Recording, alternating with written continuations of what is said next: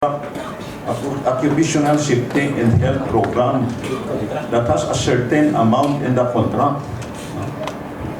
So it should be primarily the responsibility of the contractor.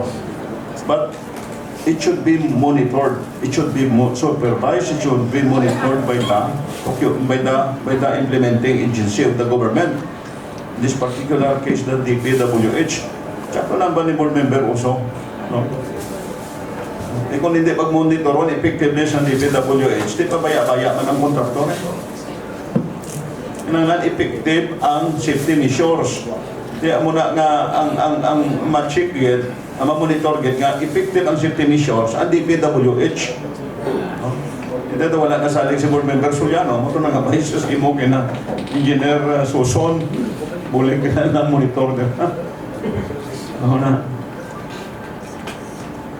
Now, any more concern? Itong slipper, kinabalik ka sa slipper ito. Mr. Chair, that is just my final comment because in the process, later on we will have also big projects that will be implemented by the DPWH. I think we should not be remiss on this. That is part of the responsibility of the implementing arm. Kami,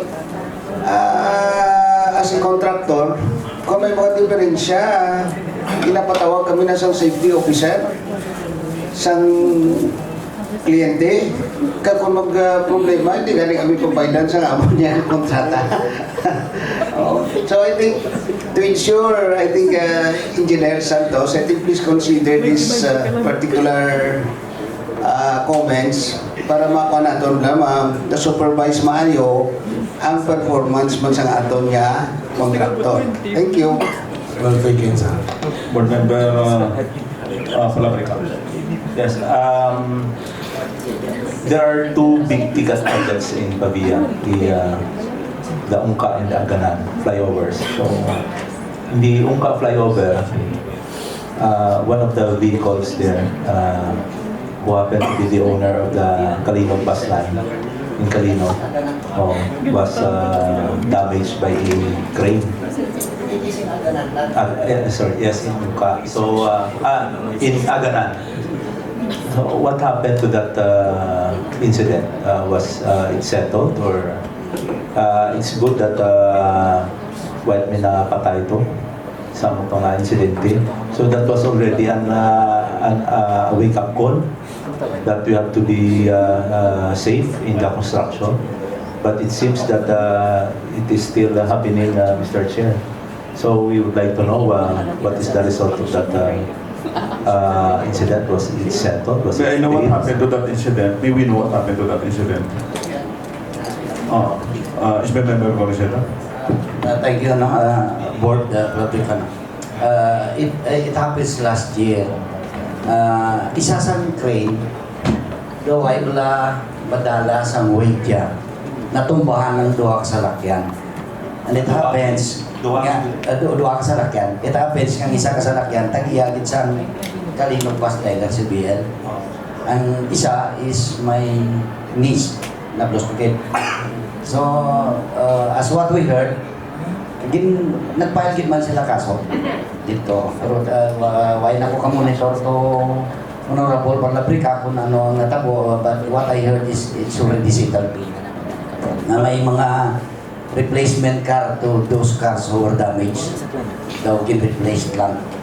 And that, you are correct, Honorable Parlabrica. It is also a wake-up call. So it happens na nasundan pagit sa mga amuning mga insidente. So thank you very much for that input para sa amon sa Banwa Kapabia, because it reminds us also what happened on that day. Nga natumbang crane bala, Mr. Chairman, na out of daw siguro daw na Out of balance ang weight sang crane kat sang lawas ni igo kitang salakyan. Kaya time po man nga way man din napataya, way man din nga injury. Pero property damage. Thank you, Honorable. Is the contractor, Mr. Chair, is the contractor IBC also? Yes. So, I think they are not addressing the occupational safety concern, Mr. Chair. May we know from the contractor what happened to that incident? Present to the contractor. Mr. Paria. Regarding with that incident, crane accident, ang natabo niya, ang unbalance ang cage, no? Kaya ang estimate sa operator, ang cage is labat siya, tapos bukat. So pagputan niya, unbalance ang cage, gindalaya ang iyang so umuto ang ropes nga nabali ang buong nagaboy sa piyak, no? Totally because nasito ito tanang and Operator si error. just human error. Mr. Board Member Kailan. Going back to the concern of Honorable Roy Goreseta, ma-attender niyo ito tanang pangambalya, yung mga nagabaha, nagalao, nagahulog ng mga ma-attender niyo tanan. Do you have to put up some falling debris, streamer there? Or pag ginambalay, ginablo, ay sigin sapat dito kung matindiron to, kung hindi. Mr. Paria. Okay, with all santanan, my presence here is gusto ko mapatian man tanan yung mga yamo, no? Kaya overheard natin sa radyo because ang mga ibang yung mga accident nga report way nakaabot sa amon. We just overheard the radio, no? Pero despite of that, no, himuala mo na actions kaya hindi man pwedeng na-review na mo na.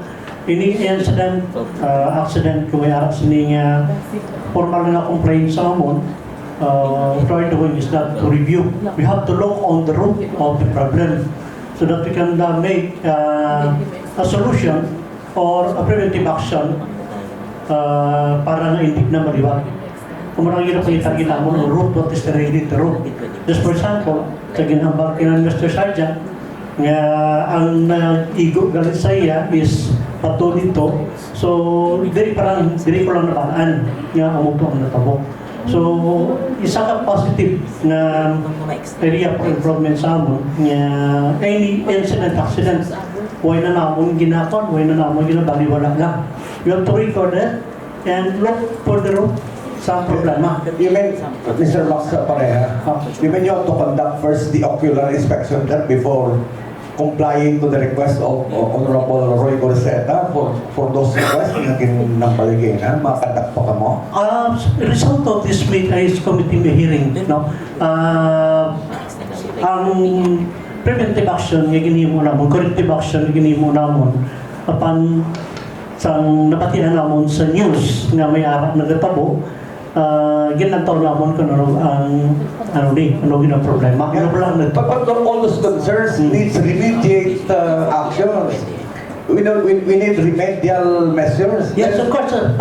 Tanan na ari tanan after this meeting, no, mamit ko sa among mga group sa among committee, then we have to make actions, no. Ang kutob sang ginambal diri because Thank you, because it will be recorded what you're saying now. yes, okay. Thank you, Mr. Max. Thank you. Mr. Ted, thank you. Thank you, Mr. Paria. Thank you, Board Member Kailan.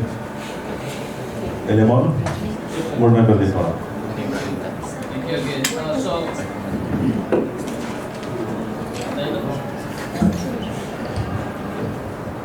So with these ang mga observations kag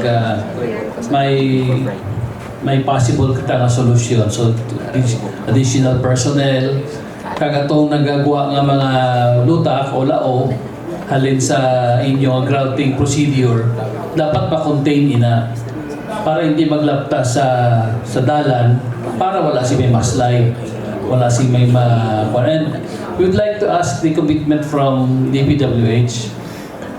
Ang suggestion ni Engineer ni Honorable Goreseta nga dapat i-contain ninyo ang lutak, that is very ideal.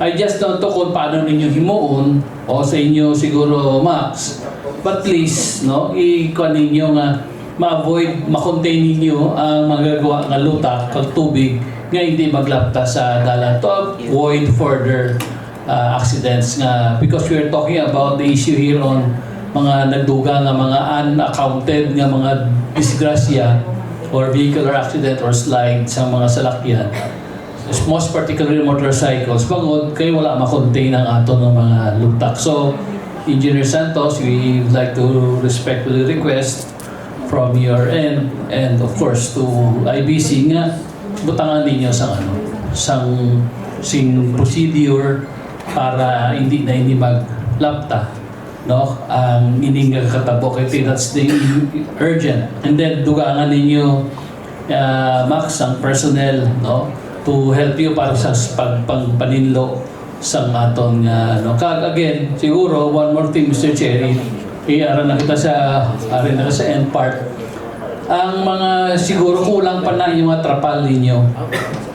Kulang ang net ninyo. If this is the superstructure, ideally dapat siguro ang inyong net or ang screen na sturdy nga tigaga mo na, hindi nga siguro ga mo na para to prevent. And then aside from the screen, may iyara pagid ka mo trapal. Try to contain the trapal, Max, nga hindi siya nga daw bayad do kortina, no? Daw mo nakapalangga nato ng flyover gid mo ta kortina, no? Joke lang ha. Pero you know, i-contain ninyo ina, ninyo ang trapal. I'm sure kaya gusto ninyo taas sa mga finer debris ma-catch ninyo mo. I understand. Pero since lapad, baskog hangin, gagawa niya daw nag-cause pa sang mas nagalapta pagid ang yabo, no? So these are well-meaning suggestions nga tani ma-implement ninyo, Mr. Chair. Thank you.